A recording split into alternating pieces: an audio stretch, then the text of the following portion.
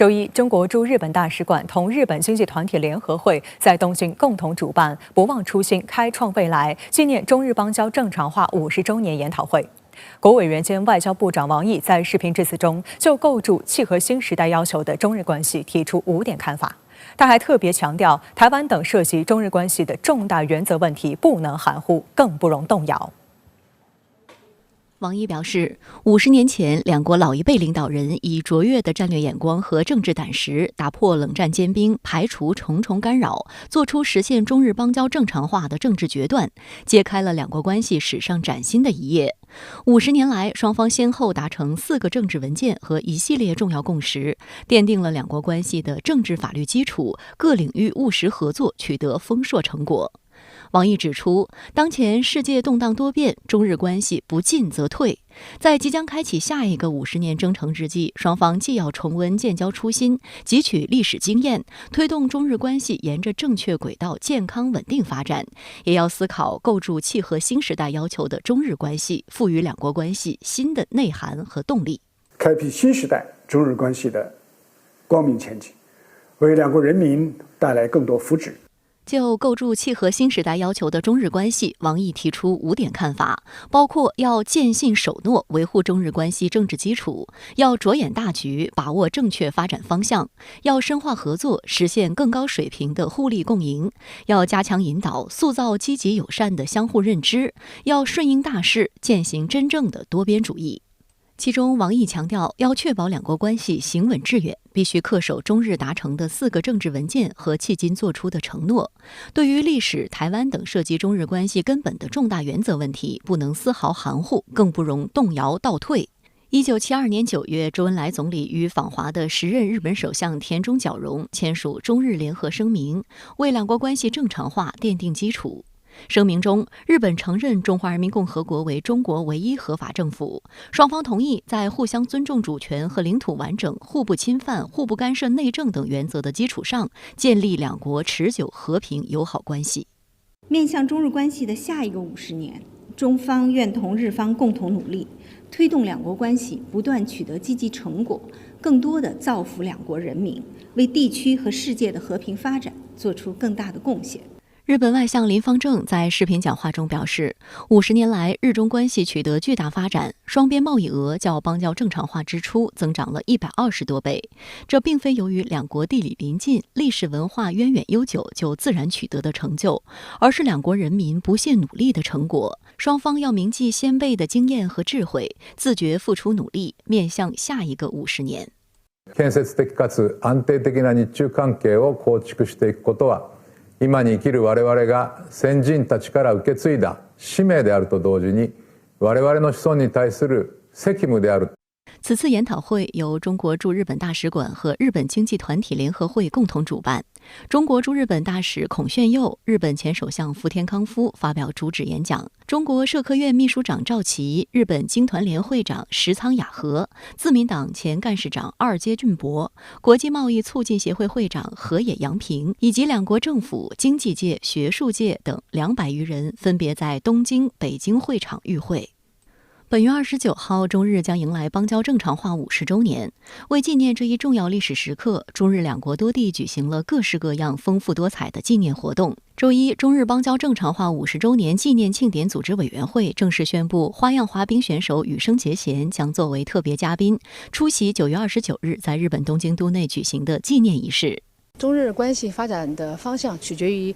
双方是否能够朝着共同的目标相向而行。历史问题、台湾问题和领土问题等重大原则问题，在中日邦交正常化之初以及之后，中日两国的政治和法律文件中都得到了确认和重申。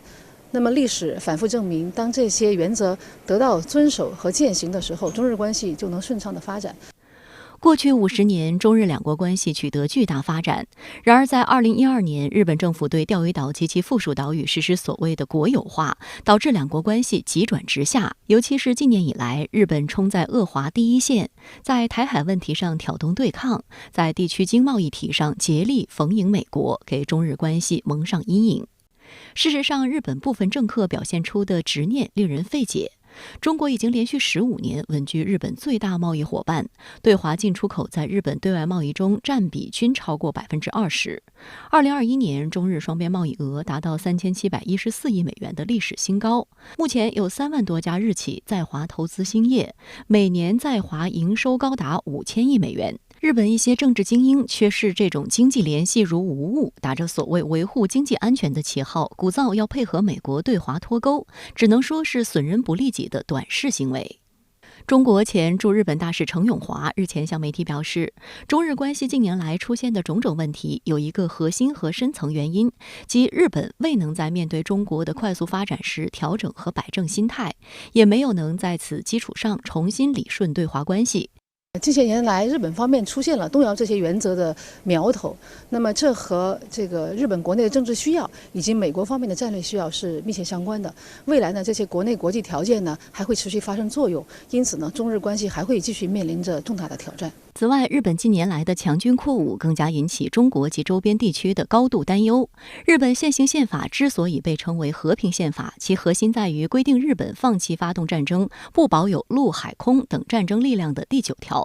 但近年来，日本不断通过与行使集体自卫权相关的法案，为解禁集体自卫权、修订日美防卫合作指针、扩大自卫队海外军事活动等大开绿灯。另一方面，日本大力发展反导、外太空、高超音速武器等军事技术，入列包括攻击性潜艇、直升机、航母在内的重磅装备，还强化美日军事合作，谋求发展所谓反击能力。时至今日，和平宪法已形同虚设。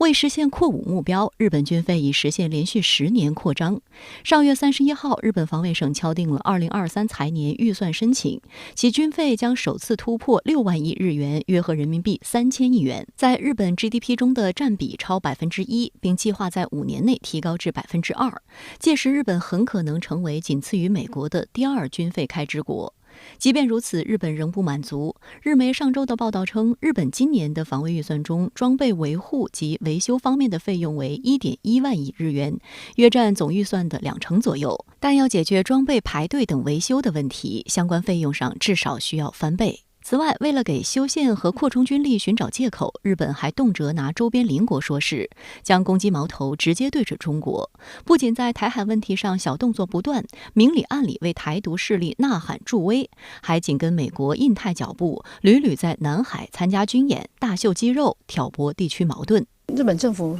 拟定了在年底要出台几个重要的战略文件的修订版本，其中就包括国家安全保障战略，还有防卫计划大纲等等在内。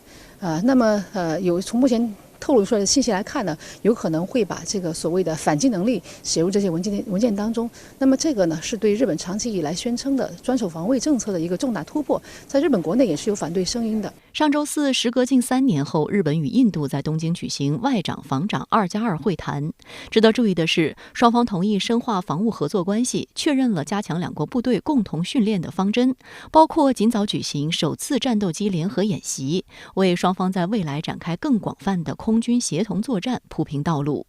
据悉，早在2019年日印首次2+2会谈期间，双方就决定举行联合战斗机演习。当时，印度计划出动苏30 MKI 战斗机，在日本小松基地与航空自卫队的 F-15战斗机共同训练，但由于新冠疫情，该演习一再推迟后，最终被取消。分析指出，日本与印度在防务合作上的持续走近值得警惕。印媒的报道特别提到，印度空军将出动俄制苏30 MKI 战斗机与日本航空自卫队的 F-15J 战斗机进行对抗，让日本有机会借机了解中国同类型重型战斗机的性能。不过，也有观察指出，从性能上看，印度空军的苏30 MKI 战斗机采用的无源相控阵雷达、3翼面布局、矢量推力发动机等技术，与解放军装备的苏30系列战斗机其实存在较大不同。而且，现代战斗机的火控雷达、航电设备以及机载武器等，对其战斗力的影响越来越大。例如，与苏30系列战斗机外形相似的歼16战斗机，其实性能已经截然不同。因此，日本想要以此练兵，寻找应对解放军战斗机的方法难以做到。此外，解放军大量装备的歼10、歼20等国产战斗机早已摆脱俄制战斗机的影响，日本航空自卫队的练兵更没有多少针对性。